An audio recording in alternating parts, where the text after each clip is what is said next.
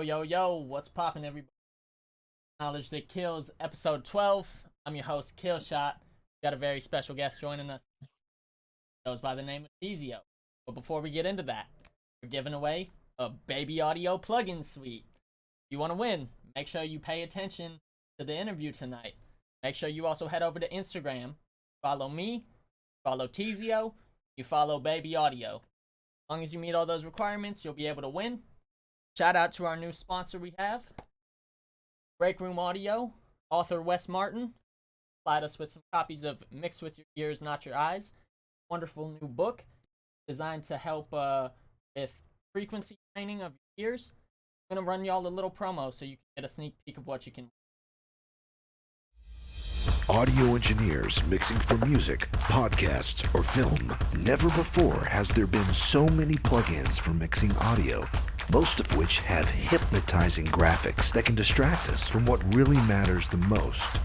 Mix With Your Ears, Not Your Eyes is designed to help you learn to recognize frequencies faster by associating sounds with adjectives while listening to audible examples.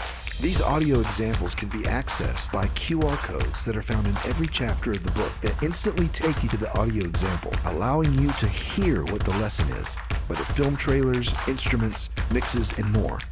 After reading and listening to this interactive book, you will be ready to mix with your ears, not your eyes.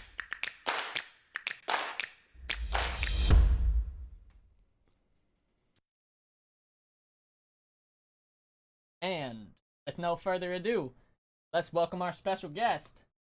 Give it up for Teezio. My boy, what's good? What's poppin', Teezio? How you doing, buddy? Shit, I'm just working, mixing. It Hell doesn't yeah. stop, bro. It's rainy outside too, so I'm gonna be inside cozy, mixing all day. Amazing. I love rainy days. Me too. They're Um, perfect. I don't feel like I'm missing out on anything. well, you know, here on Knowledge That Kills, we love to provide our audience with the knowledge that kills. So we're very thankful to have you on the show tonight.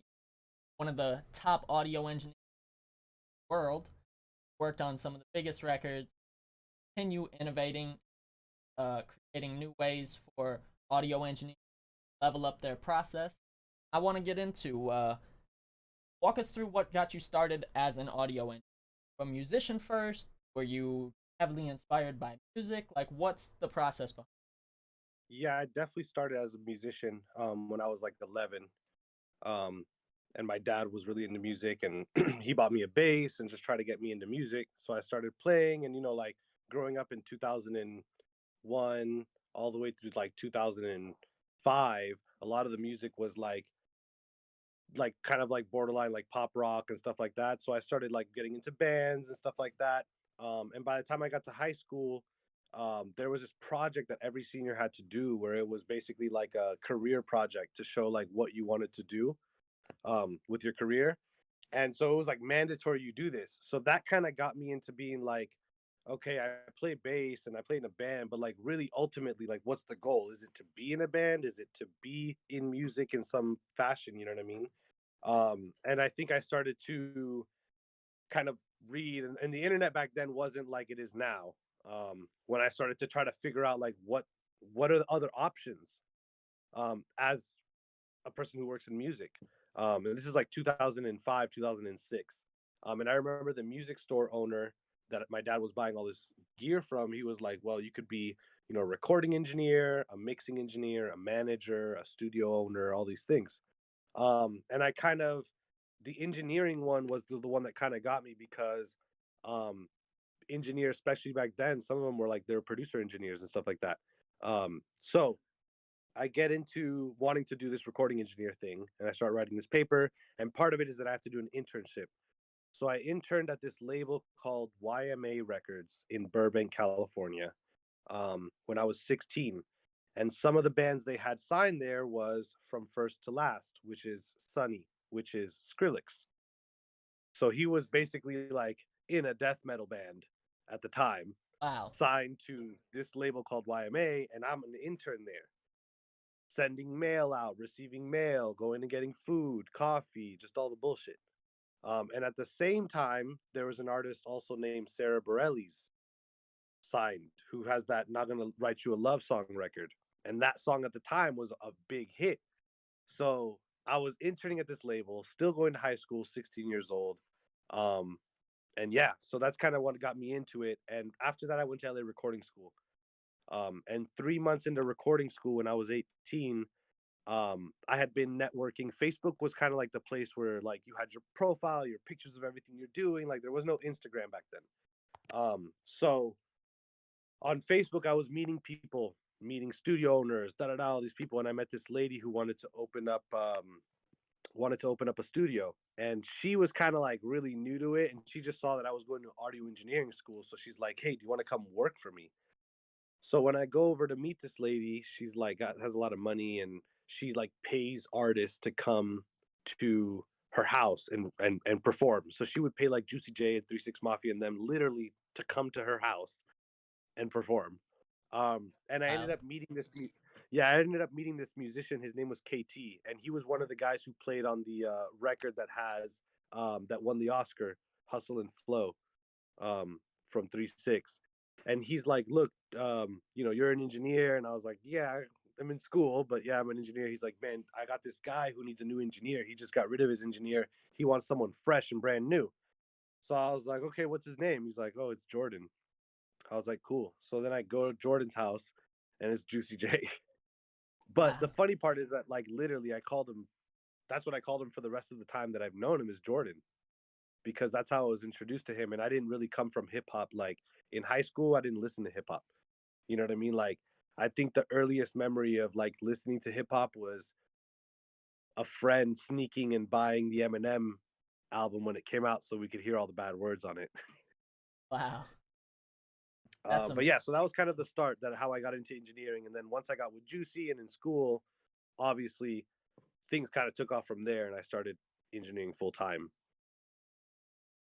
that is hell of a.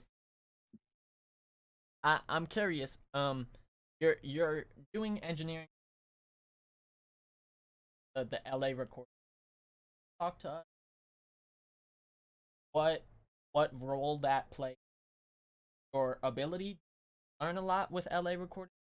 Was that a networking? Like, what I was the think it was I think it was a networking thing, because it's like I come from a small town in LA. It's called Simi Valley, which is like literally it's on the cusp of LA. You just drive 40 minutes and you're in downtown. Um, but being there and then being able to now go to school in the center of Hollywood, right, which is where LA Recording School is, that was like me now getting into the point where I was networking and meeting people, and all the people that I went to school with, they were aspiring engineers and producers, and we were going to events and doing this and that. And Facebook, like I said, we were reaching out to people on Facebook. "Hey, I'll intern at your studio, da da da." So I feel like for me it was more the ability to be placed in a position to network as much as it is the learning. I don't. I'm not one of those type of people that's like you have to go to school to be an engineer. But I'm not also one of those people that says, "Don't you dare go to school. It's not necessary." Because for me, it was, in the sense that like it pulled me out of where I was from and put me in the center of Los Angeles on a day-to-day basis every time I drive there. wow? So for me, it helped in those ways. I honestly can't remember too much from school as far as learning, besides signal flow. That's the one thing that they really jam down your throat. And I had this whole chart that you'd have to draw out. So signal flow was the one thing that I did learn from school, which is one of the most important things, right? I mean, if you don't have signal flow, it seems like the basic thing, but if you don't know that, then you really can't do anything. Right. That's wow. That's amazing. I tell every young engineer there's two things you need to learn to mix: signal flow and gain staging. Once you And understand gain those, staging. it's all about That's taste. the thing. About That's the thing with mixing. It's like all of us have access to all the plugins, like all of us have access to everything. The Pro Tools with now 2048 voice, like all of us have access to it. The difference is the gain staging. It's a huge, huge thing. Like how things are being leveled throughout the mix, up and up and up, all the way to the final product is huge. Like just putting the mix in and mixing it, and then at the end trying to squash the L2 or whatever the hell you have on your bus is gonna fuck a lot of shit up. You know what I mean? So gain staging is part of it. Is as you're gaining up, you're mixing into these things. Um, and just talking about it isn't even enough. It's like you really have to do it and know, oh, this is what I'm doing. You know what I mean? This is what I'm doing. I'm doing this so that this doesn't happen. Da da da. absolutely Because I see countless people just being like, oh, well, so and so does this. Oh, I saw so and so use this plugin. It's like, but do you really use it because you're saying I need to create this, so I'm going to use this to get there? Or are you just saying, I saw some guy use a C6 and put it at 240 hertz and at 16K, and that's what I put it on for all my songs? That's not really how it works. You know what I mean? So absolutely when you learn stuff from people, learn why they use it and try to see if you can have the same perspective. And so that when you're saying I'm pulling up a Pro Q versus a Neutron EQ, I'm doing it for two different reasons. And it doesn't have to do with the sound. Oh, one sounds this way. It's because one is more of a scalpel and the other one is more of a broad stroke for me, you know? So I have absolutely specific EQs that I use for specific things. I'll literally hear something and be like, you know what? I need a Pro Q on this. Or you know what? I need a soothe on this one. Like I can hear it and know what plugin is going to remedy the problem. right. And that's what makes you who you are and how great you are, man. Is Thank you, bro. you got the end goal in mind and you know how to take it there every time. Right. Um, I did want to talk. You had mentioned that from the LA recording school, you transitioned into working with Juicy J. There's one Yep. song in particular you're credited on. It's one of my favorite Juicy J songs. It's Zip in a Double Cup. Could you walk us Yeah. through what that was like? Yeah. So basically, actually, let me really quickly pull up. I'm gonna play it super low. I'm not trying to get us killed with the shit. But if I'm not sorry, uh that track was one of the tracks that we made, a zip in a double cup. But we'll get to the where is it? A zip in a double cup. Here it is.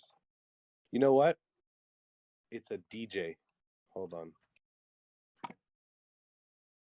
Yeah, okay, basically we got that beat from someone and Juicy wrote a verse to it. And in his verse, he says, actually hold on, is it him or it's either him or 2 Chainz, but I think it was him because we wrote the song and Juicy writes a verse. He doesn't have a hook yet, and he goes to sleep.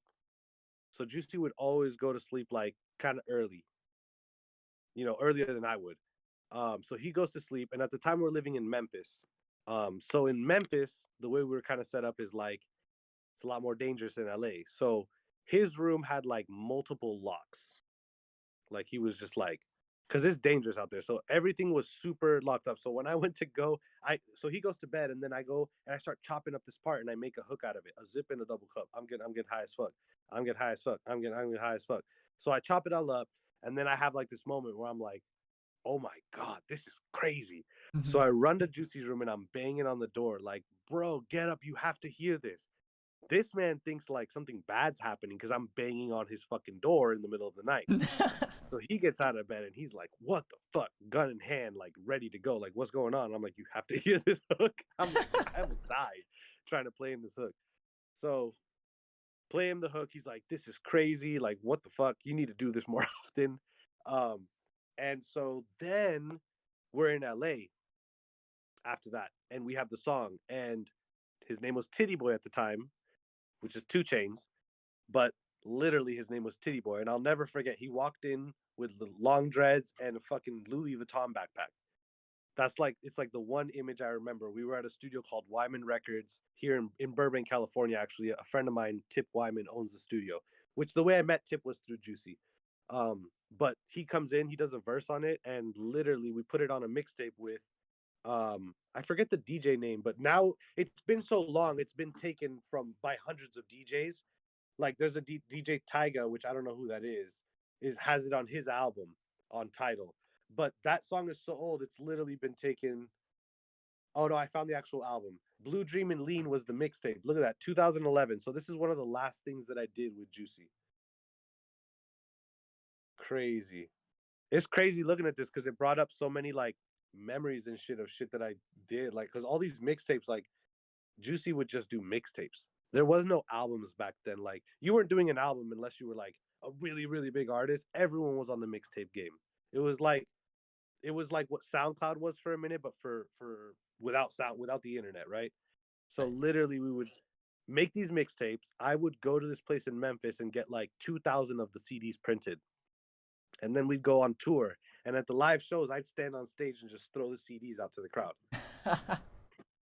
That's how the music business was before there was the internet. I mean, like there was internet, but there wasn't internet like there is now. There was no streaming. There was nothing. It was like you bought CDs and you listen to CDs and that's it. Or you bought a song on iTunes and then you listen on your iPod. Wow, that's It's that's crazy so how far crazy. shit's come.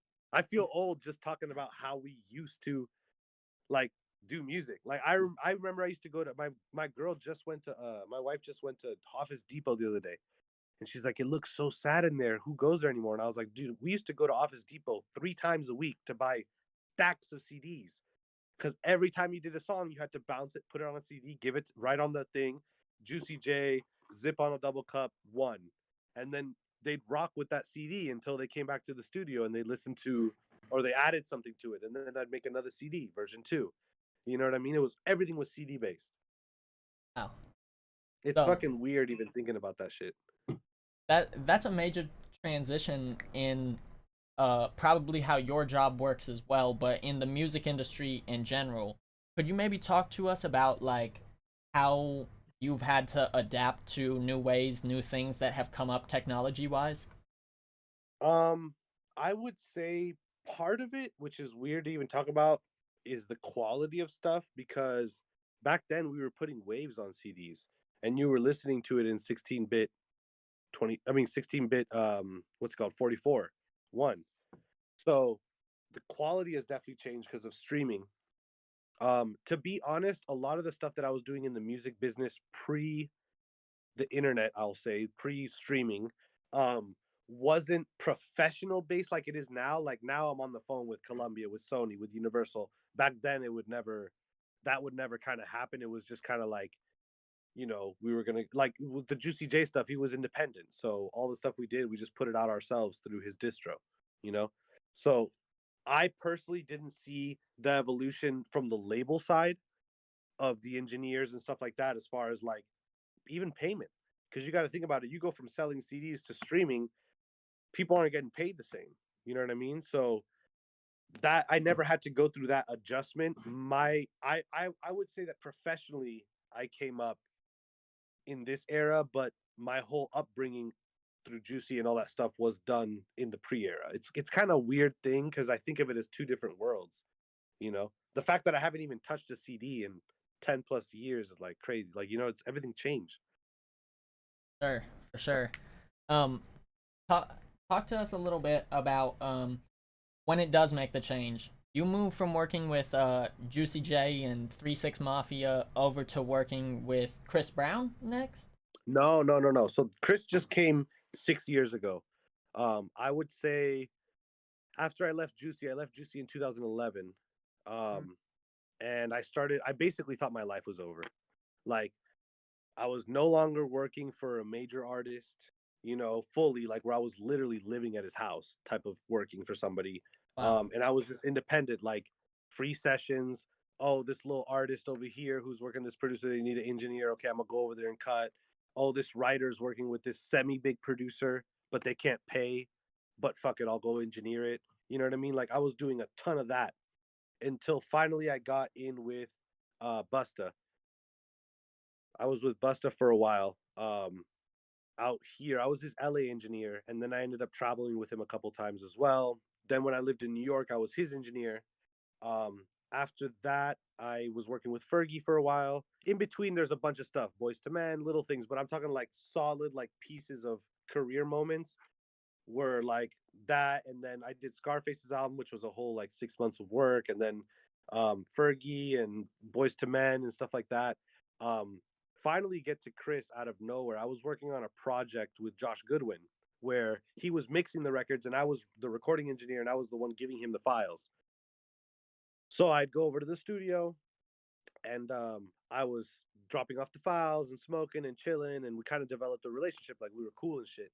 Um, and he was kind of seeing, like, because he was the one opening up my session, so he was kind of seeing how I was cutting. And specifically, I was working with an artist who I won't say who I was working with, but specifically, I was working with an artist where to get one line, it was like they would cut the line 10 times in a row, and then I'd grab the from one, it from this one, that from this one, this one, and then I would create one line, Wow. right? So when I was telling him about this, he's like, bro, what are you doing? Like, that sounds like crazy. So whatever, that happens. And then Chris's engineer, Brian Springer, he's ready to leave Chris. So he's been trying to get Chris an engineer. They go through a bunch of engineers. No one works. They get fired. Chris doesn't like them. They don't like working for Chris, whatever the case may be. So he calls Josh and he's like, yo, I can't find an engineer for Chris. Do you know anyone? Because he knows that he works with Justin Bieber. So he's got to have access to certain level of engineers, right? Right. So Josh is like, I got this one guy, maybe him. So he gives him my number, and then I get a random text, which I still have the text in my phone, and I will forever have this text. It was this long paragraph from Brian Springer saying, hey, how would you like to work for Chris? I was recommended you by Josh Goodwin. It pays this much. You do this. He works this many times a month, blah, blah, blah. Do you want to do it? And I was like, oh, I don't know. I've seen Chris Brown sessions from a distance when I was at Record Plant doing other stuff, and Chris is in one room. That those are just party sessions. They go crazy. Like, I don't know if I'm going to be, 4 in the morning, 8 in the morning, 10 in the morning every day, blah, blah, blah. So then my girl's like, no, you should do it. And I was like, okay. So I did it. And then from there, it obviously changed my life. And that was 6 years ago. Wow. That's that's amazing. I First off, you've worked with so many legends in between then and now, so I don't want to skip over any of that. You got some big plaques with Fergie and stuff that you did. Um, Yep. Yep. but you mentioned it's so funny. You said that Chris sessions go crazy, and that's actually the next song I wanted to talk to you about was "Go Crazy" by Man. Chris Brown and Young Yep. Thug. Could you walk us through working on that? Maybe what that Shit, required? yeah, no, that was me and Baines. That was me and Baines doing that whole project. Basically, me and Baines knew about each other, like on Instagram, like, oh, that's Baines, oh, that's Teezio, whatever. But until Thug and Chris became friends to the point where like they did an album together, that's when Baines and I actually became like homies, like really like close. Like, cause we were literally, I'd jump on the computer, record Chris, then I'd jump off the computer, and then Baines would jump on and record Thug. And then it was a tag team, and like they're all laughing and having fun. And me and Baines are like, okay, okay. So for this right here, I'm gonna put the auxiliary right here, and then I'm gonna put the delay right here, and then all you have to use is a record track. Okay, go, go, go, go. Like it was like that the whole time. It was like military shit for me and Baines. Everyone else is just having fun and blah. I'll play this song. I'll play this song, and Baines would just like we look at each other like, okay, go. Like, you know what I mean? So that's how we kind of developed the relationship, and we both got to see how professional and how about it and how good we both were at what we did, right? I was really good with Chris. He was amazing with Thug. So it allowed us to kind of see our strengths in a time where it was chaos. I mean, complete chaos. So we did that shit for like a few weeks. It was during the lockdown. Like everything was locked down. There was nothing to do. You couldn't even order food from a restaurant. Like I remember being like, it's 10 o'clock at night and we can't order food. Like McDonald's is closed. Everything is closed. Wow. You know what I mean? It was, the curfew was happening, so we were literally, all we could do was record and do music. You know what I mean? Yeah. But the Go Crazy record did come from that. We recorded the song we did all CB's parts first, and then Thug did his verse. And then when we found out that that was going to be the leading single for it, Baines and I immediately mixed the record. So I started the mix because the record has more of Chris. Whatever record had more of the other person, that person would start the record. So if Thug was on it and Chris just did a hook and a verse and the rest was Thug and Gunna, for example, then Baines would start that mix. With Go Crazy, it was mostly Chris. So I started the mix, then I sent the session to Baines. Baines adds Thug in, and then I go over to Baines' studio and we both kind of finish the record off together, just tag teaming it. Like, oh, I heard this one thing with the hi hat. Oh, I heard this one thing on Chris's voice. I just want to fix. Let me fix that. Boom. Oh, I got to fix this with Thug. So it was like we were just fixing everything, getting it all right, listening. Then we play the record for Chris and Thug, and they're just like, bro, this sounds crazy. So they loved it. And then from there, we went on to mix the rest of the project, which Wow. I find it was really easy having someone else to be able to like have that second ear on everything. You know, like I'm gonna send you this mix. Anything you hear, change it. Hi hat's too loud, bring it down a little bit. Claps too loud, bring it down a little bit. Because we developed this trust where it's like, if he hears something, he'll tell me, and if I hear something, I'll tell him. Yo, Thug's a little bit bright. What would you think about maybe making him a little less bright?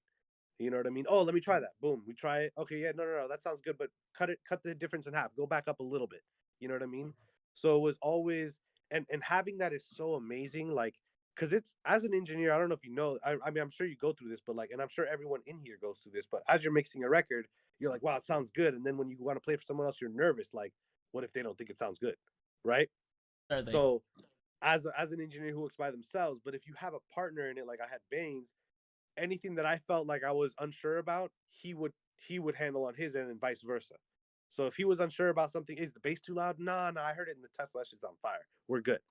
Okay, cool. You know what I mean? So it was always about leaning on each other to make sure that none of us felt like, oh, like they were unsure about something. So that co-mixing, to be honest, is amazing because of that. Because you get that other opinion, you know. Absolutely, man. I'm a very firm believer that teamwork makes the dream work. So that's amazing. To be And honest, when that responsibility all falls on your shoulders, it can get kind of overwhelming. When, like, when I do Chris's stuff, I do it all by myself. So I'll literally have a beat, right, and it'll turn into a song, and then the song will get mixed by me, and then I will also get the song mastered and approve all the masters, and then I will also mix the Atmos, and I will also approve the masters from the Atmos myself. So wow, all of that responsibility for Chris's stuff to sound a certain way falls completely on me. Yes, Chris listens to it, but his notes are never going to be in depth like, oh, the snare needs to come down 0.2. His notes will be like, turn this ad lib up, make the vocals a little bit brighter. That's like the basis of his notes. So it's not really like Baines where I could be like, yo, do you think like it's the snare's a little mid rangey? And he'll be like, oh yeah, it's a little bit. Let me cut that down on the EQ. You know what I mean? So it's nice having that. And like I said, the whole responsibility falls on you when you're the only one doing everything from step A to B. I mean to Z, right? You're the one recording the song, and then you're the one that's approving the masters and the Atmos and delivering it to the label. So it's kind certainly. of it gets overwhelming for sure. But I definitely liked doing that shit with Baines. That's awesome, and I really think that Baines and Teezio was the dynamic duo of the years Yeah, bro. 2020 to 2030. So, Man, I'm ready. Shit. We both have our strengths too. Like Baines is really good at certain stuff, and I'm good at other stuff. And like when we come together, it's fucking amazing. You know. that's Actually, so what's dope. funny is there's another project that me and Baines are working on now, but it's not so much of a co-mix as much as it was like an 18-song project, and I didn't have time because I was mixing Polo's album, and I was like, look, you take 9, I'll take 9, and that's it, and we're good.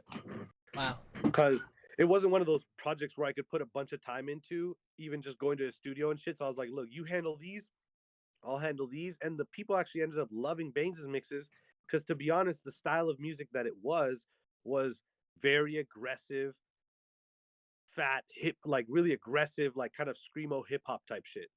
Yeah. You know what I mean? And I'm over here shining it up and polishing it off and making it shiny, and Baines is just punching it in the face, and they're just loving that shit. Wow, that's amazing, Yeah. man. There's two more records I want to talk about. The next one is Lil Nas X Industry Baby. Could you walk us through one, what it's like to work on a project like that, and two, maybe like how you control? I've seen a little behind the scenes of how massive those sessions are. How do you deal with opening a Yes. session and just being like, holy fuck? You know the saying, you take life one step at a time? Yes. That's exactly how I do it. Because I'm telling you right now, they sent me that song. It was 15 gigabytes. And I said, oh, they sent me the whole album. I'm about to mix this whole album. Shit. Nope. That was one song. Wow. 16 gigabytes, bro. It was huge. But anyways, you take it one step at a time. So like when I got the files, first of all, the Dropbox was so big it wouldn't download. So I had to have it in sections. So I'd have the music, the drums, the bass, the lead vocals, the background vocals, and I would download each folder individually. Um, and then I'd set it all up, which luckily, the thing about working in that style of music versus some of the hip hop stuff is when I get the stuff from Lil Nas, for example, the shit sounds fire already. Like Day Trip and them and their engineer, get it fire. Drew Sliger, he's fire. He's an engineer that works with, does all the Nas shit, cuts all the vocals, and does all the stuff for Day Trip. So the way they have the shit sounding is the way they want it to sound, right? It's not like with hip hop where you get a demo and you're like, yo, this sounds absolutely horrendous. Like anything I do to this is going to make it sound better, right? But Right. with the pop shit and the more high level stuff, you're going to realize that, like, no, the people that are working on it before it gets to the mix, they got that shit hitting. It's loud, it's clear, it's bright, there's effects, there's delays, everything's on there. So when I get the session, I have all the vocals, all the instruments, and I have the effects printed separately. The reverbs they want, the delays they want, the throws they want, all of it there. All I have to do is mix it and make it sound better than the demo. So, to be honest, the only difficult part was obviously dealing with a massive session. But apart from that, it was a dream to be able to work with stuff that like they knew exactly what they wanted and the demo sounded exactly how they wanted. So if I can make my mix sound like the demo, but louder, better, stronger, what is that? It's about power. It's about knowledge. That's the thing that but if I could do that, then they should love it. And that's what I try to do is I'm a big refer. I reference constantly. I'm mixing the drums, I'm refing the reference. How loud is the snare compared to the kick, compared to the hi-hat, compared to the open hat, compared to the shaker? Wow. Compare. I'm doing that constantly, refing back because I don't want to change the shit. I don't want to have the skip snare now become a ghosty kip snare that's really low. If that skip snare is da da da da, that shit's got to be the same loudness. Now, the mixing comes into part where you say, okay, the skip snare is a little abrasive. It's kind of we can keep it the same loudness, but let's take out a little bit of that so you can turn the song up loud and it doesn't hurt your ears. Part of mixing is making like the general consensus of mixes for me would be like, if you can turn that shit up really loud and it sounds well balanced, then you have a good mix. You know? I think a Absolutely. well balanced is the word you want for mix. Absolutely. Um, so That the clarity at high volume, I think, is really what separates right from good mixers, as well as the clarity at low volume. And adjust it all the way up and down, and you're hearing it the same way you hear it at either volume. part of that is the speakers. I mean, the PMCs that I use are like they play full range even at low volume. So when I have it really low, I still get like I still feel the 808 in the floor, even Wow. when I'm playing it low. So part of it is the speakers that are able to push the same frequency response at any volume because that's what happens with speakers. As you turn them up, their frequency response changes Right. a little bit as you drive them more. So with these, it's kind of like the way you hear it low is the way you hear it loud, you know, That's which awesome. is really beneficial because you don't want ear fatigue. You don't want to kill yourself listening to shit really loud. Of course, I do listen to stuff loud when it's necessary. When I'm mixing the drums and I'm trying to feel the drums and make sure that impact is there, I got to turn it up loud and feel it. If I feel it and it feels good, cool, let's bring in the bass. You know, I'll turn it back down a little bit, work on the bass, then turn it up really loud, make sure the bass is slamming but not overly too loud. So there's moments where I get loud and I get back lower. It's just part of the mixing process. Absolutely, man. I think that plays a very important role too. Similar to how you mentioned referencing, like being able to listen to it across different devices at different volumes, because everybody's gonna perceive it different. One person's gonna Totally. watch it on their Instagram story, another person's gonna listen to it in the Tesla, and For sure. I think that that's so cool, man. The next song that I wanted to get into is off a new project that just dropped. You mentioned you did the whole album minus one song. It's the Polo Yeah, G. so the Polo G shit, the Hall of Fame 2.0. Basically, it's funny because I was literally at the driving range with my boy David Youngkim, who I'm sure you know, the engineer, Yeah, fire engineer, close friend of mine. He's the one that got me into golf. So I'm at the range, and then Columbia calls me and they're like, "Hey, this is after Polo G, after I do Smooth Criminal." So after I do Smooth Criminal, cool, blah blah. There's no album talk. I do the single, done. Then I get a call from Columbia and they're like, "Yo, um, he wants you to mix the whole album for the deluxe." And this is a Wednesday, and they're like, "We need it by Friday." And I was like, "How many songs is it?" And they're like, "It's 14, but you already mixed one of them." And I was like, "Oh well, then of course it's easy. I already mixed one. Oh okay." So so I have 13 songs to mix. Obviously, the deadline ends up getting pushed to the following Wednesday, so I essentially had like 6 days to get it all done, 5 or 6 days, and then mastering and then deliver. So I was mixing 4 songs a day. So I literally ran home from the golfing place, from playing golf, sorry, and I run home and I immediately start downloading files and having my assistant set everything up. Start mixing immediately. I mix 2 songs the first day. The second day I mix 4. The third day I mix 4. It's just like all the way through, and then we're doing notes. So then I'm doing notes and notes and notes all the way through. But the notes weren't even like, most of the songs are like version 3. The notes were like, oh, this vocal's missing here. Oh, okay, well they need to send it to me. Oh, the producer tag is missing. Okay, we'll find the producer tag, send it to me. Da da da. Um, and that's it. And it was actually fairly easy to do. Polo's really easy to work with. He just wants the shit to sound a certain way. And I was matching the demos. Like, if you match the demo and make it better, then you should be in like pretty good waters. The second you start saying, "Oh no, like I know exactly how this shit should sound. It shouldn't. The demo sucks." You know what I mean? Like when you have that type of thought process, you change it. They're gonna be like, "Bro, what happened to the song?" You know? There was Absolutely. actually one. There was one thing. There's one song where, if I'm not mistaken, it's Black Man in America. There's a kick, and there's a ghost kick. So it's like do do do do do do, and like these little ghost kicks, and I had them too loud because I wanted to feel that do do do do do. And he's like, "Oh no, can you make it sound more like the demo?" So I was like, "Cool." I brought that down, and it was it. That's why it's so important to have the way the producer makes the beat is essentially those rough levels is what everyone wants. You know what I mean? Absolutely. I do Because indeed. that's how they've been listening to it thousands and thousands of times. You got to think about it. As an artist, these people, all they do is listen to their own music over and over again. Every single one of them, every artist, Chris, everyone.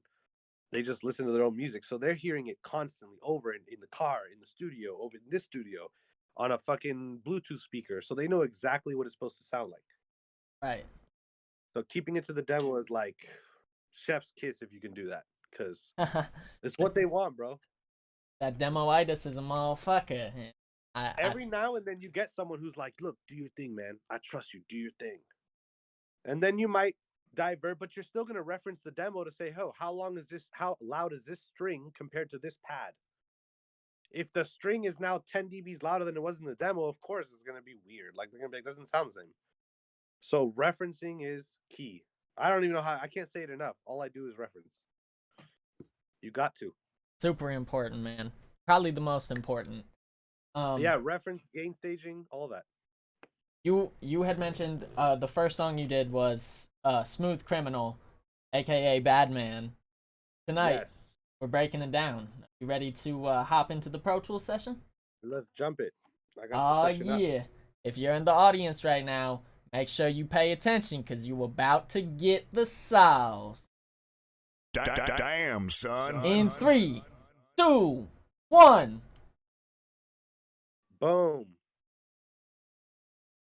Here's a sessionino. So walk us through. This is a big session. It looks like if you'd never opened Pro I mean, Tools. if you think it's big, it's pretty small.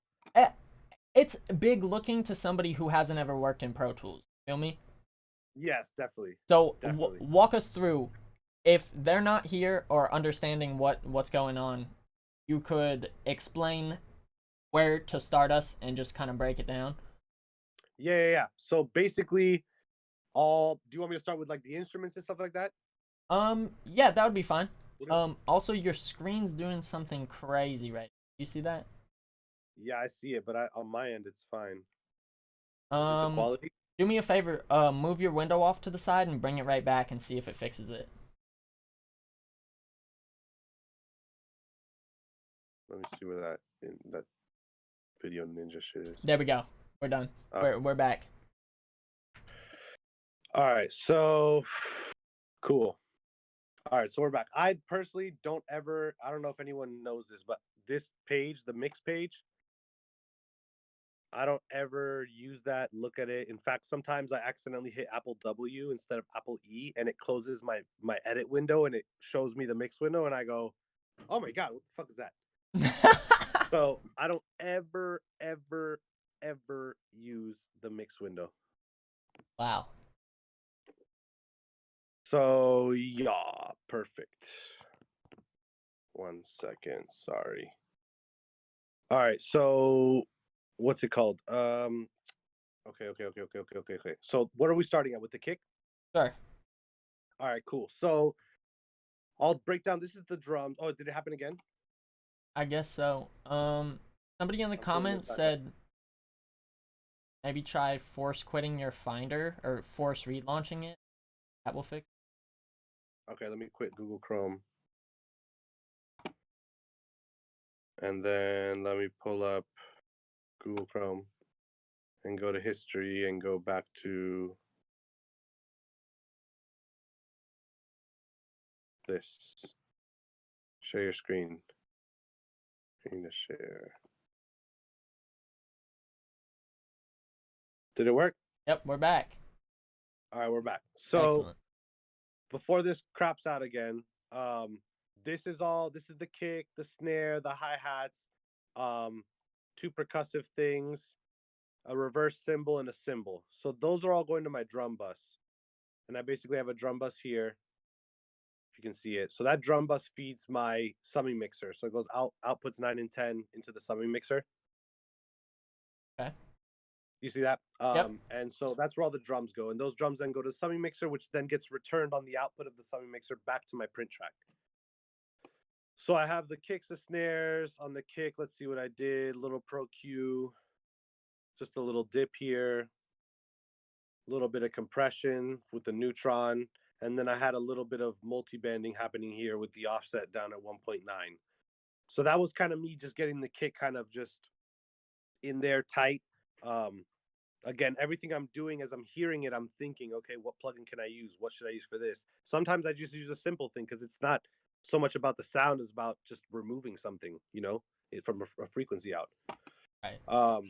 Snare wise, let's look at that really quick. So Pro Q3, very minimal. As you can see on these two top bands, I have a little bit of what's it called, multi-banding happening as part of the EQ. So how you would do that is if this is a regular EQ, you'd right click it and hit make dynamic.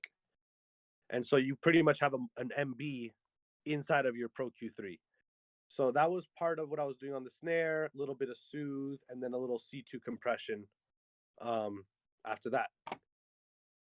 Hats, similar. EQ, you'll see it's different EQ, but it's the same plugin because, again, it's not so much about the sound. The sound is there. If I needed to adjust the sound of something, I'd be using something more aggressive. Hi-hats were clearly very abrasive. So you can see I have the mix down here at 77, and I have a pretty big boost up there to try to get those frequencies down. After that, a little C2 again to control those hi-hats. And then as we get to like these percussive instruments, I actually added Spectre. And as you can see here, the brightness and cut through ability of this instrument was not really my taste. So I actually boosted a little bit above 3K and like a little shelf around 10K. So I'm boosting these things to kind of give more saturation to the top end of this sound. So I'll hear a sound and be like, it's not cutting through the mix enough. Spectre. Amazing. What's here? Like a little open hat. So you can see here I'm doing very slight moves because some of this stuff doesn't need it. Like not every single thing needs every single plugin. You know what I mean? You have to listen to the sound. I've gotten sounds where I was like, this doesn't need anything. I'm just gonna level it. I'm just gonna level it into the mix. It sounds great. Now the bass is where things get really shifty. Because what I did was, this is the original bass right here, the 7 and 8, right? Where you see it has this insert right here, 7 and 8. Yep. So that insert is actually my Fairchild, which is right there. And I'm basically ran my what's it called? The bass that I ran that through the Fairchild. So I did a little bit of EQ. Let's see if I can actually bring this EQ to see what I did. So this is the EQ that I have on the bass prior to running through the Fairchild. I'm going to put it back so it's there. And then after I got it out of the Fairchild, another little dip that I did, which is this is an EQ combined with, sorry, I'm getting a call. You still there? Yep, I'm here. So this is an EQ combined with, isn't the screen fucking up? Oh, yep, it just went crazy.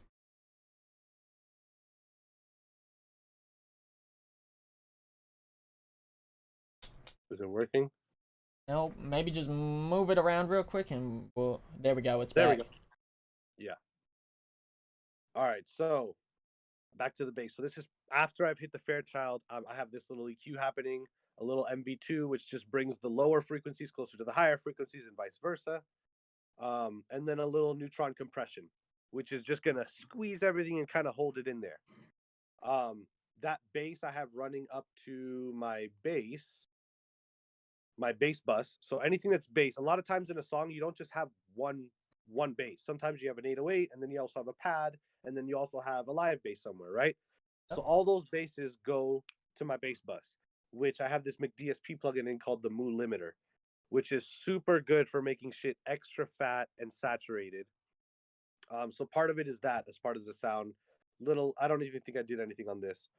Yeah, I didn't do any multi-banding after the Moo, but that's where the bass is going. Like I said, there's usually another bass, which there is. There's an 808 hit right here. Boom, boom. I'm seeing it on the screen. It's a little latent, but yeah. So that's the 808. So that's just hitting kind of like boom, and then it waits, and then again on the one, boom.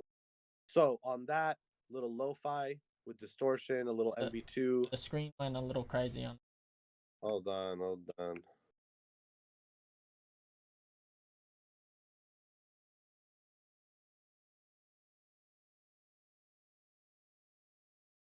Yeah, we're back.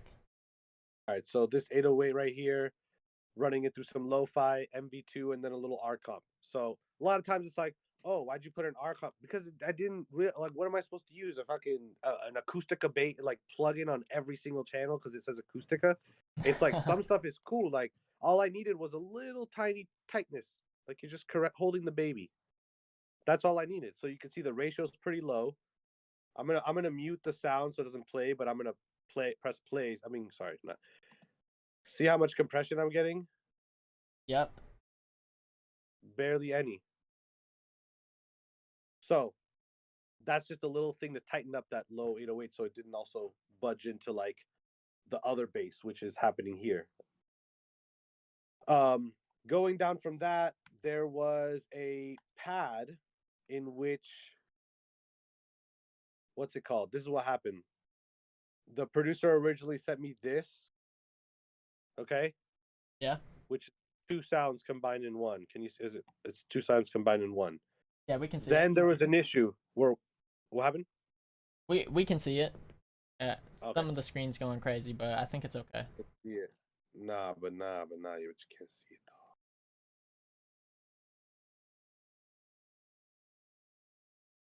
We're back. I don't know. Here we go.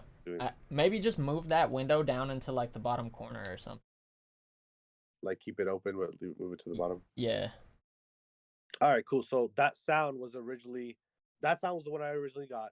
Then someone was like, "Oh, can you turn up this one sound inside of that sound?" And I was like, "It's this sound here. They want it turned up." So when he sent me these split out, I was trying to blend it the same way, and I couldn't get the blend to quite be the same. And I'm gonna assume it's because this stuff he has here together is running through something else and whatever. It sounds a certain way. So I said, "Look, let me just get this piece right here."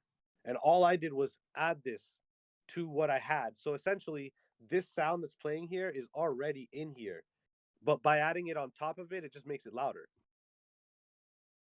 So that's what I did. So you can see it's at -5. It's heavily compressed, and it wasn't cutting through enough for me, you know? So that's that.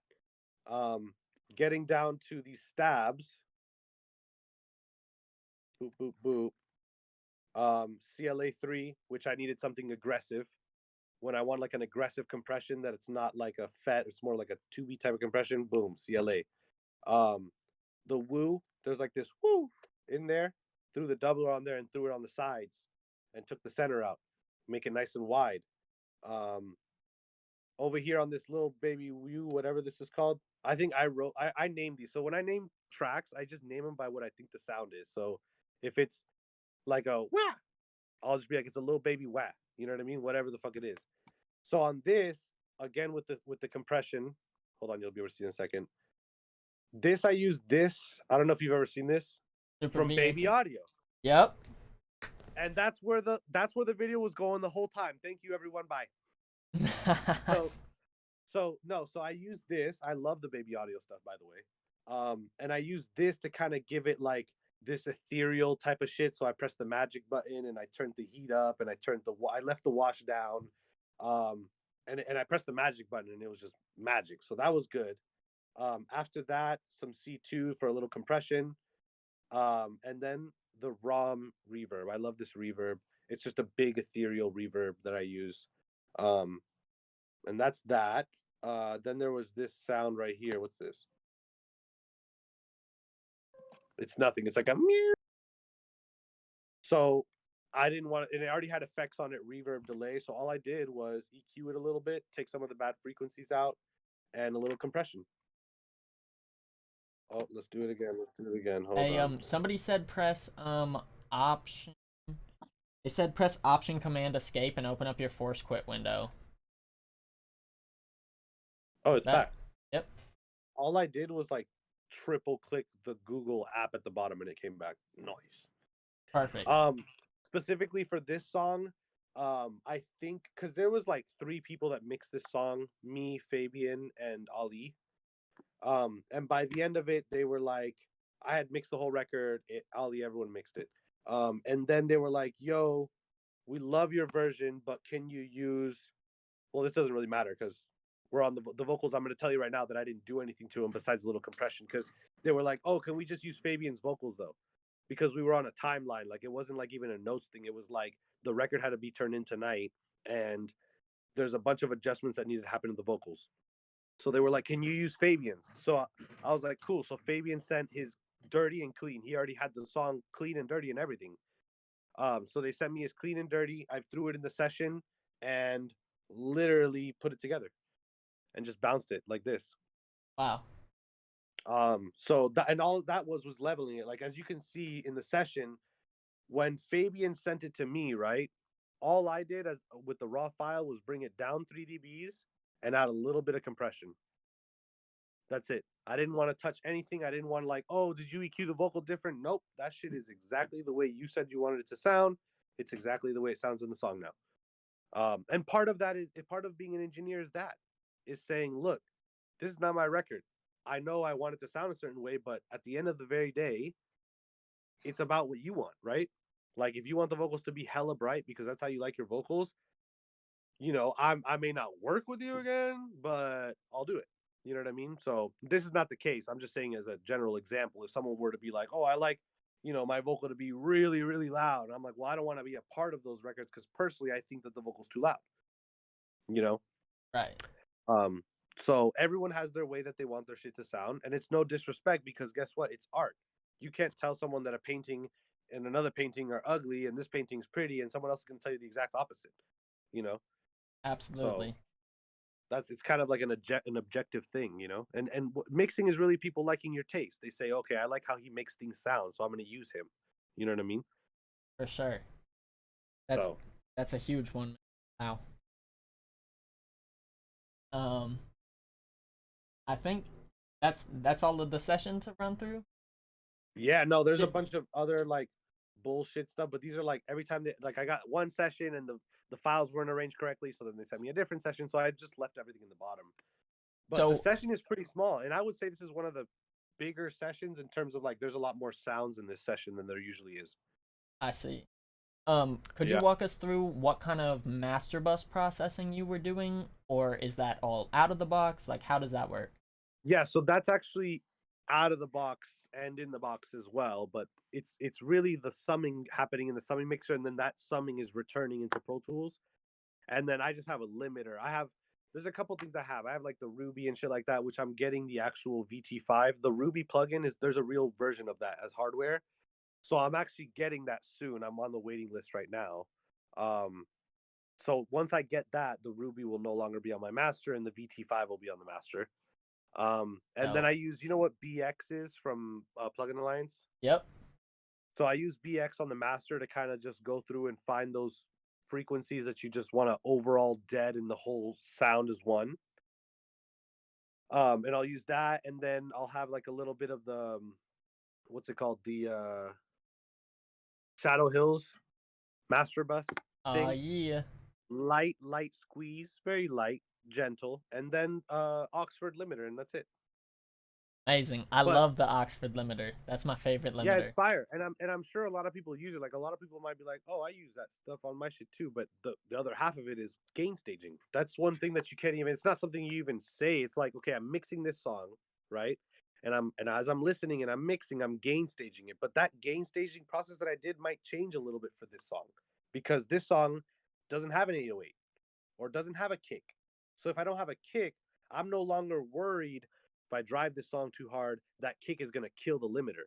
If I don't have a kick, I can actually get a song way louder. If it's just an 808 hitting and no actual transient kick, I can get the song to hit super loud. Wow. That's that's the gems. And You know what I mean? you really ran us through there and gave us the sauce, man. I do appreciate it. Could you tell us what reverb um you're using besides ROM? Did you put any verb on the vocals, or do you Yeah, have so I have this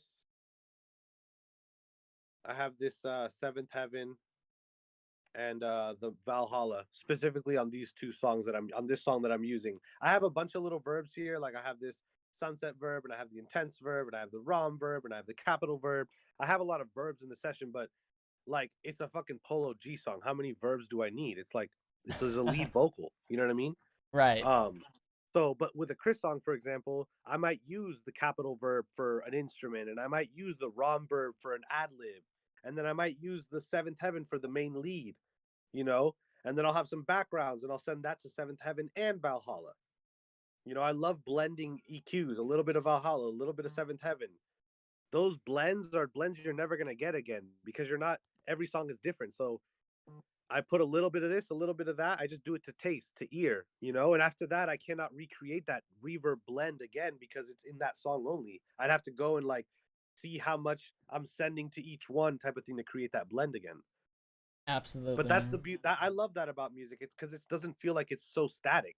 It feels like every song's going to be different, even if you're still using the Seventh Heaven and you're still using the Valhalla and you're still using the Capital.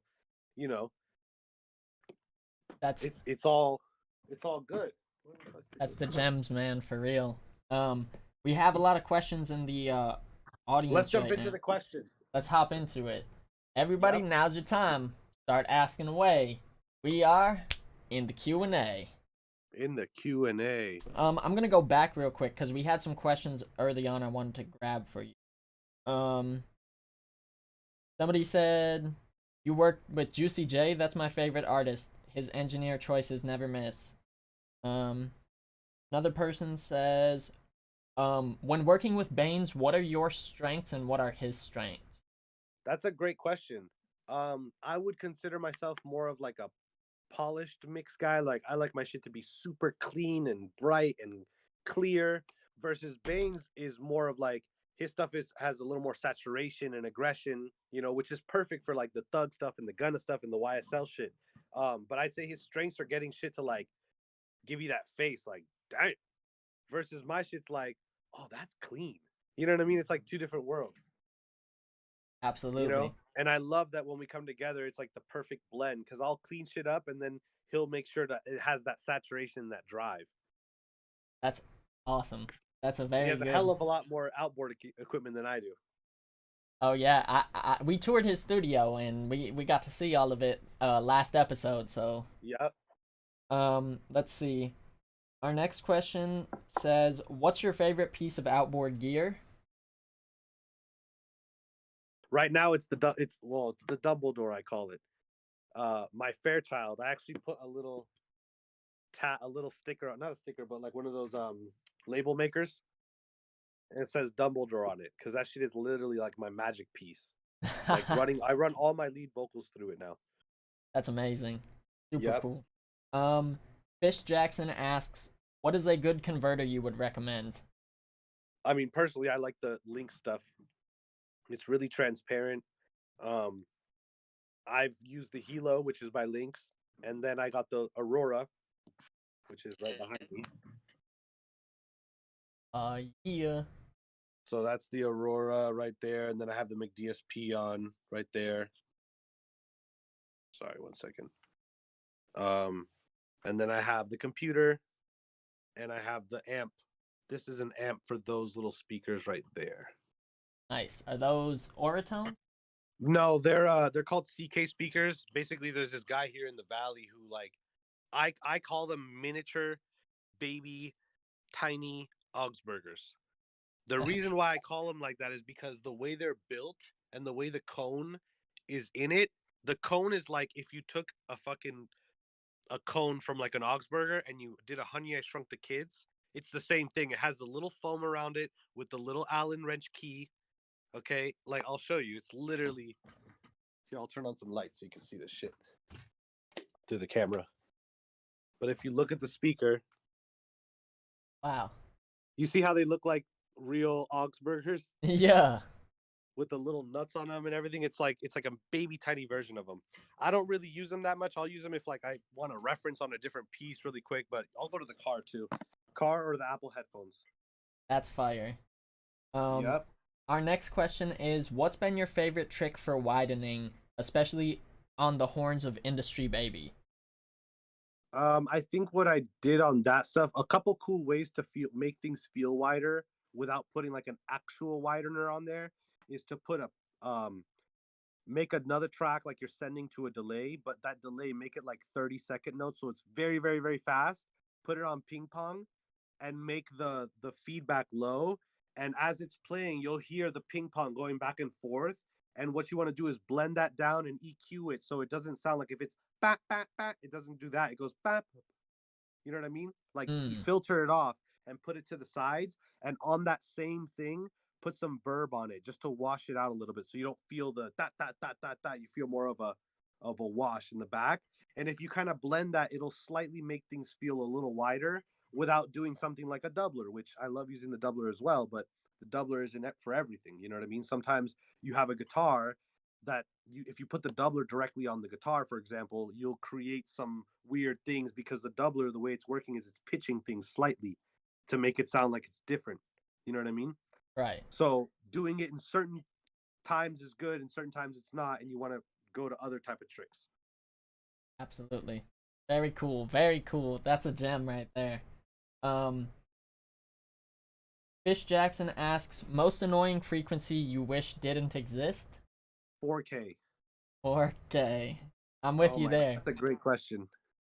I put a Pro 4K, MB. just all that shit kills my ears.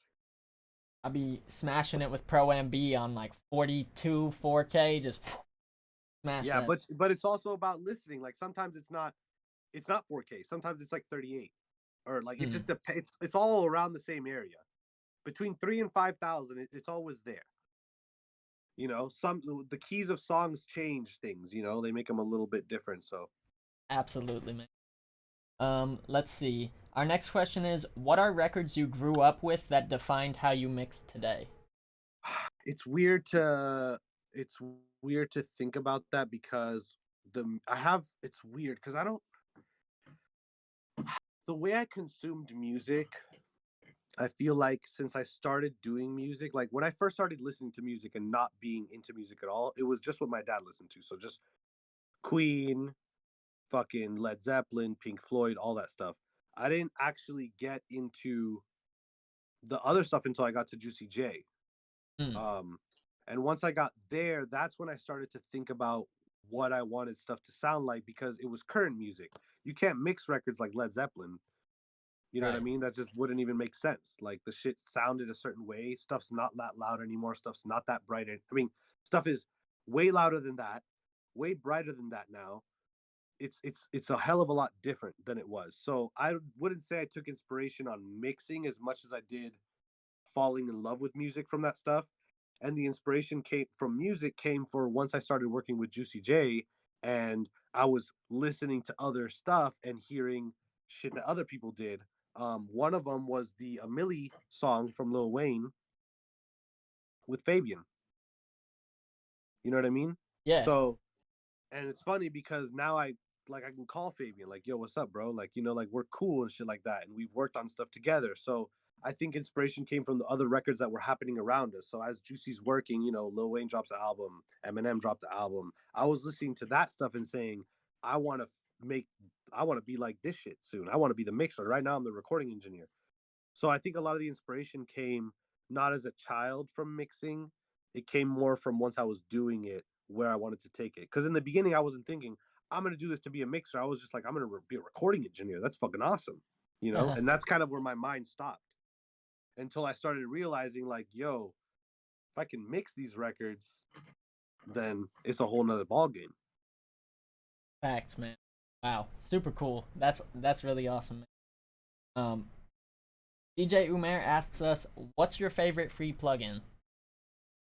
Um, Let me see. I'm looking right now to see if there's anything that's free. Um, I wouldn't say free as much as cheap. Hit us with it. Because what plugins are free? Very few. Very few that but cheap, definitely. So the DJ Swivel stuff is priced like really low for what it does. Um, so I would say any of that stuff. The spread is great, the BDE is great, the sauce is great, and they're very affordable. Like I think if I'm not mistaken, the sauce is under $200, if not less than 120 or around 120, which for a plugin that does what it does, like formant, reverb, delay, effects, all that shit in one, should be a lot. I mean, like I would pay at least 300 for it because it changes the game with ad libs for me because sometimes I get to the end of the record and there's tons of vocals and that ad lib is the last straw in this whole mix just becoming a blur because all the vocals sound, they're all there, right? So I put that thing on the ad lib and now the ad lib sounds like it's in a totally different world and it doesn't feel like everything is just doing one thing at once. Wow. So I would say it's pretty underrated, especially for the price. That's a gem too. We had a Swivel on here. We gave away his bundle plus his latest plugin Noctonal, and Noctonal is the shit. when Baines showed us the ski session, he had Noctonal from like a year ago in like the infancy That's the one that I stage have. of it. That's crazy. That's the one that I have. I don't want to change it So because I have it on so many mixes. I have it on like I would say 80% of my mixes. I have it on the kick drum. wow, Kick that's drums awesome. sometimes have a weird frequency that is really bothersome in them, like a really coney weird frequency. That's that's another gem too, man. Shout out DJ Swivel. Um, Big old Dave dude asks, "What's a trend you wish people would stop doing?" And I have an idea of what you're gonna say. What is it? Tell me again. He says, "What is a trend you wish people would stop doing?" Not mixing their songs. Like I wish people would stop not mixing their songs and actually taking the time to mix their records. What did you think I was gonna say? I was gonna say stop automating the mute button. Oh my god, that's once they decide to stop not mixing their songs and start mixing their songs, then that's my next thing. That's Definitely, hilarious. Um, that's the next thing. Sure. Zen Master Rob said, "When you said Aurora, I thought you were talking about the Aurora preamp. To clarify, you're talking about the Lynx Aurora converter." Yes, actually, that's funny because you're right. They both have the same name. I'm looking at the Aurora right now, and I'm like, oh, yeah. So the Aurora is basically the Lynx's version. So it's basically Lynx, which is there. Let me see, right there, Lynx, and then Aurora is the one, this model, right? Yep. So it's a 24 IO, and I use channels 9 through 24 as my 16 summing mixer channels, and I use channels 1 through 8 as 1 and 2 speakers, 3 and 4 rough mix, 5 and 6 will be the VT5, and 7 and 8 is the Fairchild. Wow. Very cool. Very cool. Um, Zenoidi asked, "Can you make an effects throws template?" LOL. I would love to, but also another thing too is like the effects throws that I have, they only live one time. They live one time ever, and it's in the one song that I created it. So I don't just have like I have standard delays, the quarter, eighth note delay, whatever. Um, but the um the ones that I do where I do the crazy throws where I put a bunch of effects and shit, I literally make it by hand. So I'll put the delay on there, and then I'll put an EQ, and then I'll put Futzbox, and then I'll put the ROM, and then I'll put one knob, and I'll start to blend it and make it feel like something. But then after that, I won't save that and be like, let me use this in every song. Hmm. The next song I mix, I just make another delay throw. I may use the same plugins, but the blends and the nothing is ever the same. So, and I kind of like that about it because it makes it feel like I'm not like, okay, I mix a song, let me bring in my quarter note crazy delay I use on every song. Let me, oh, that one delay everyone loves. I'm just gonna bring it in easy here. I just make it new again. You know, that's Absolutely. part of the fun is like what plugin? Ooh, I'm gonna use the VHS from Baby Audio on the delay. Then I'm gonna put this. Then I'm gonna put that. It's almost like you're having this creative explosion in your mind of what you want to do. You know what I mean? Absolutely, man. Very cool. Very cool. Um, One Shot Mask asks us, "What's your favorite reference track for rap, R&B, and pop?" For I'm gonna say for pop stuff, I really like.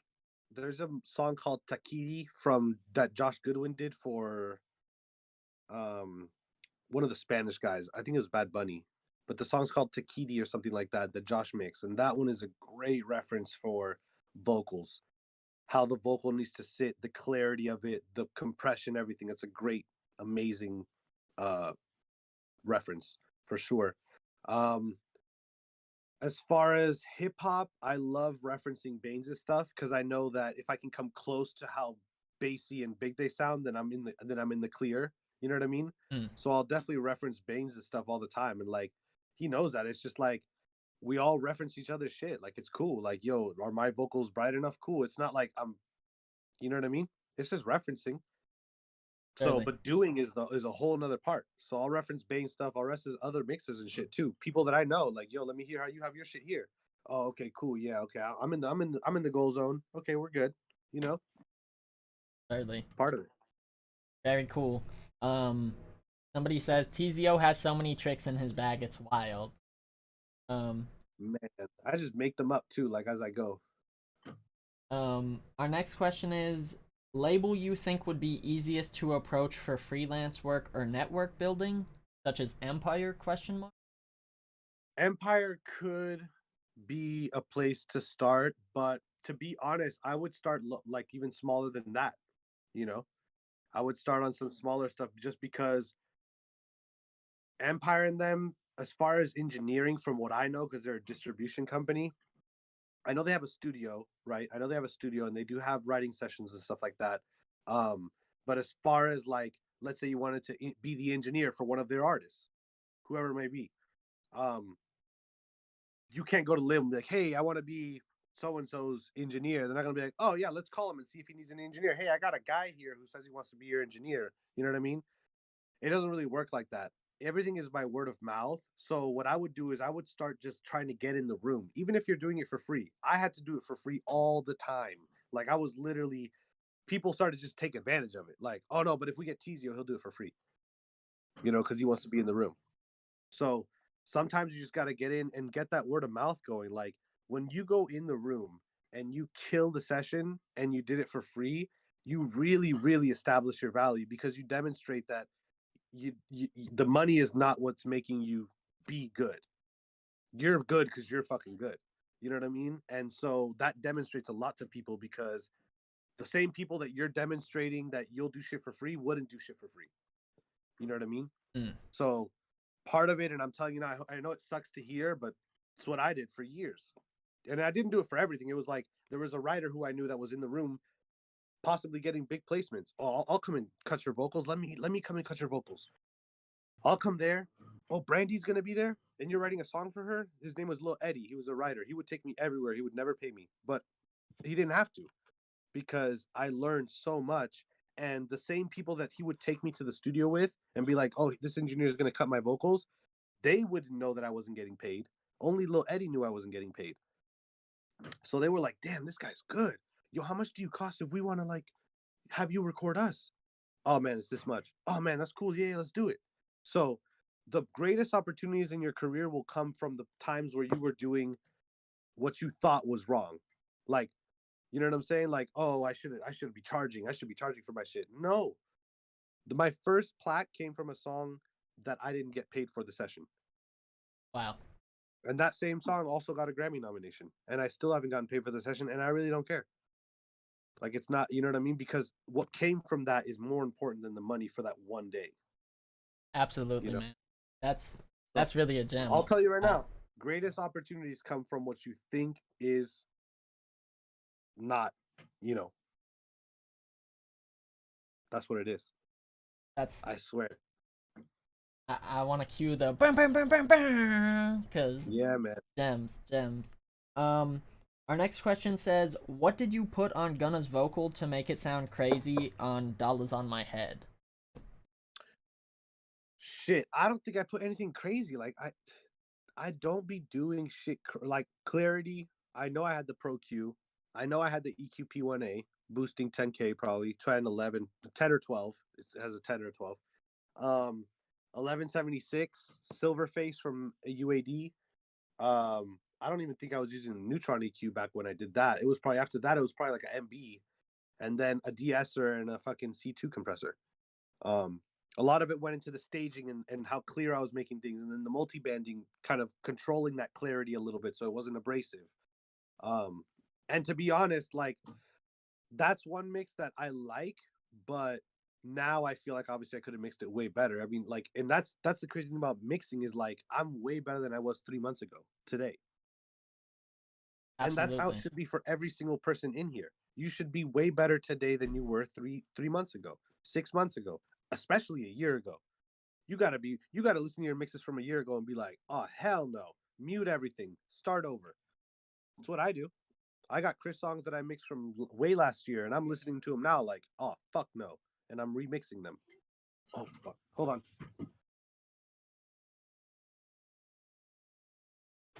Well, yo, I hope that you are getting ready. I'm gonna do the last call Not for bad. questions. Last call for questions, and then we out. Absolutely. You had mentioned just before this um about not doing too much crazy in the clarity of your stuff. Um, Yeah. somebody asked next tips for placing vocal layers. Curious how that ties into. So the layers, usually the EQ is slightly different. If the vocal is really bright and clear, I'm not going to also make the background very bright and clear. I'm gonna have it a little more subdued. And then if possible, a lot of times you don't get the option, but if you have two of them, like a stack, or if it's an ad lib, for example, don't put it right underneath the lead unless it has to be. There's times when you hear a singer singing and there's an ad lib that's meant to harmonize underneath the lead perfectly in sync. When that happens, I leave it down the center because I'm letting it match with the lead and harmonize underneath it. Versus if it was saying something different than the lead, I would put it off to the side. So it depends on what's happening, but an ad lib that's not matching the lead should never go on top in the center because you'll have two different things being said at once on top of each other. So I always try to bring those apart unless they're saying the same thing. Sometimes they are saying the same thing, like a harmony that's stacked. I'll put those left and right. I'm talking about like an ad lib where it's just one vocal and it's a harmony of the lead. Then it'll be centered. That's a gem. So Big gem. Um, we got two more questions. Our next one is, how long have you been doing Atmos mixing? So me and my partner Michael, who has a studio downtown, my room is not set up for Atmos in my house. But we have another room that's doing that. And partly of the reason of that is I'm mixing all day. Like I wake up at 8 in the morning, 9 in the morning, and I'm mixing all day in stereo. And then after I mix in stereo, a lot of times the label wants it in Atmos. So I'm not gonna mix all day and then at 5 p.m. take the same songs I just mixed and now mix it in like you know what I'm saying all at once. So what I'll do is I basically mix the records, make the stems, send them to Michael. He gets it all prepped. We mix the record together over the phone, or sending the version back and forth. Turn this up. These backgrounds are too low. This is too high. Turn this down. What if you did this with the vocal? What if you did that? Then I'll even go to the studio as well, especially when we're working on big projects like the Lil Nas stuff. I'll be at the studio there. We'll be making changes and everything, getting everything right. Um, Part of the thing with Atmos is if the stereo mix is supposed to sound like the demo, the Atmos mix is 1,000% supposed to sound like the stereo. That's the one thing that fucks people up is the levels, the ad lib, everything has to be just like the song because not only will the artist notice, the people in the world will notice. You know what I mean? Which is way worse because now you have the entire world going, this shit doesn't feel like the stereo. I'd rather listen to the stereo. You know, it's louder, it's clearer, it's brighter, it's this or that. So matching the reference to the Atmos the Atmos to the reference is huge, huge, huge, huge. And there's not a lot of creative process in the Atmos besides spatialization. Like, oh, this ad lib instead of being here and going here, let's make it go around the head. You know, that's about as creative as it gets. Most of the job is to get it to sound just like the stereo, because as the listener's listening, they're able to turn spatial on and off, and it shouldn't sound like the Atmos is like this and the stereo's like this. You know what I mean? Absolutely. That's a So big gem. for Atmos, it's more like the reference than I would say the stereo is to the ref for the original recording ref. Our next question says, how many recordings are typical in a Chris Brown hook? How many recordings, as in like how many tracks? I'm assuming maybe they mean how many layers? Yeah, so how many tracks of vocals, right? Yeah. So I would say if he's doing a stacked hook, it's always 4 stacks. So that's 4 stacks. Every time we do harmonies, any harmony is 2 per. So a high, a mid, a low. Cool. I would say on average it goes probably anywhere from all included with the 4, you're looking at 10 to maximum of 17, not 17, sorry, max of 10 to like 16 tracks, depending. You know, sometimes the hook only has 2 harmonies in it, but the 4 stacks. So you're looking at 10 there. Versus sometimes there's a 5-part harmony, and then now that's 10 plus the 4, that's 14. So it depends. The more obviously the more difficult it is because you're trying to blend all these things together to happen at once and feel good. You know what I mean? But that's part of mixing is just learning how to get this shit to sound right. Absolutely. And we got one final question that snuck in, and Let's go. this says, do you have specific things in mind when multi-banding vocals? Yeah, so I hear it, right? And I'm listening and I'm starting to hear 3 things. It's either way too airy, which we're going to call like 16 to 20, okay? Then it's way too abrasive and sharp, but like kind of too toppy. That's going to be anywhere from like 8K to 15, or like what did I say? I said 16 to 20. So call this like 8 to 16. That's too toppy. And then below that, it's too mid-rangey. So if I can at least dial in, like, where am I? Is it too hairy, or is it too mid-rangey, or is it too toppy? If I can figure out what zone I'm in, oh, it's too airy. Okay, cool. So let me go here, and then from there I'll find it. I'll use an EQ. If I can zone myself into a smaller proximity, it's a lot easier to find than just saying, okay, I'm looking at 1K to 20K right now. Where is this problem? You know what I mean? So that's a lot broader of a range to try to find something where I can tell when a vocal has too much air on it versus too much mid range. You know what I mean? So I'll attack that portion of it. Once I find it with an EQ, oh, there's the fucking problem. Boom. Go back to the, you know what I'm saying? Go to the multiband and start figuring out that.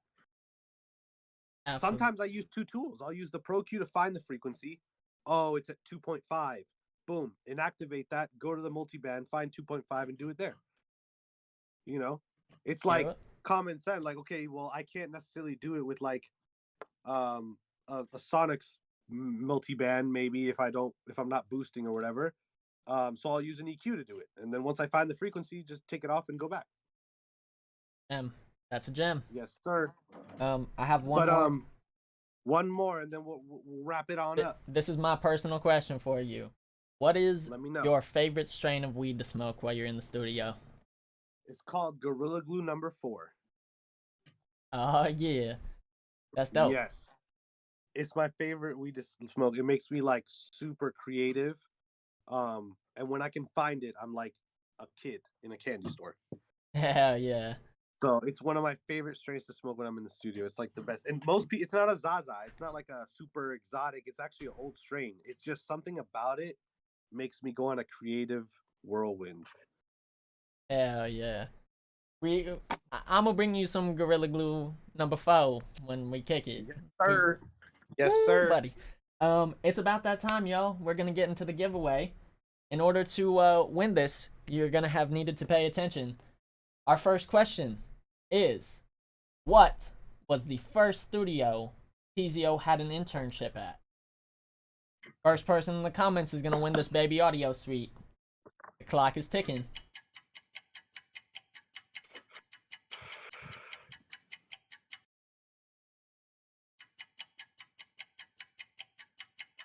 Let's see who gets it. If they ain't get it, we'll have to give them a hint, Teezio. That way they can. Fish Jackson says record plant. I don't believe that is correct. Nah, I wish. That would have been cool.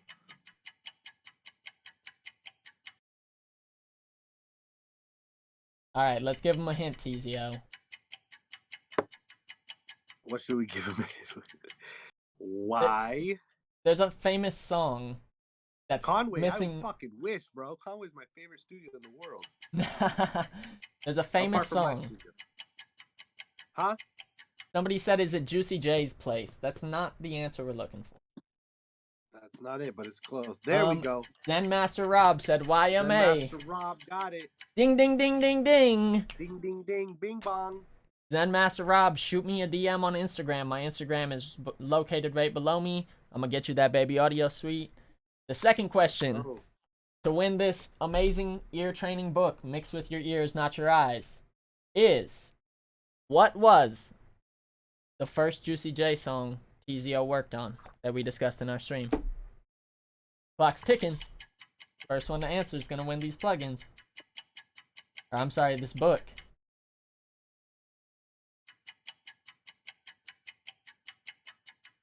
See who was here. We got 26 viewers right now, Teezio. Oh, Fish Jackson says zip in a double cup. That's the correct answer. Ding, ding, ding, ding, ding. Mr. Fish Jackson, please head over to my Instagram. Shoot me a DM. I'm going to need to get your info so I can send this out to you. I do appreciate all of y'all for participating. Teezio, my man. Yes, sir. I appreciate you very much for joining us tonight, man. Everybody, please give a round of applause for our special guest, Mr. Teezio. Thank you so much for having me, man. I really appreciate the time. Thank you. Hey, man, I just want to tell you, keep doing everything you're doing. Keep being great. Keep innovating and leading the way for us engineers. We respect the fuck out of you. We look up to you. And it's a blessing to have you here tonight, man. Man, I appreciate it, man. Thank you so much, Killshot. Any last things you want to plug before you go? Shit. I can't plug anything because all the shit I'm working on is so top secret. But shit, Grammy's coming up. We finna pull up. Sheesh. Hell yeah. We smoking a blunt on the red carpet. Ooh, buddy. They gonna be like, buddy, you have to leave. Shit. All right. Well, But look. shit. Everybody, head over to Instagram. Teezio's information is located right under his name here. My stream manager, DJ Umair, is putting his link in our chat. Teezio, my man, I'm going to talk to you later. I hope you have a great night, man. We'll catch back up and hopefully have you again soon. Thank you, brother. Appreciate it. Absolutely, bro. All right, peace. Peace out. Audio engineers mixing for music, And I'm back. What's up, y'all? Thank you very much for tuning into the show tonight. This has been episode 12 of Knowledge That Kills. Make sure you tune in next week. Next week, we got another very special guest joining us. We also are going to be giving away another Baby Audio plugin suite. We're also going to be giving away another copy of Mix With Your Ears, Not Your Eyes. If you want to win, make sure you follow me over on the gram so you can get all the details. Make sure you head over to my YouTube channel and subscribe so that you can follow up with all these great interviews as well as check the back catalog. I do appreciate the audience so very much. We've had a super lit stream today. We're growing, we're knowing here on Knowledge That Kills. I'm your host, Killshot. I'm gonna talk to y'all later. Have a good night. I'm out of here. Gone.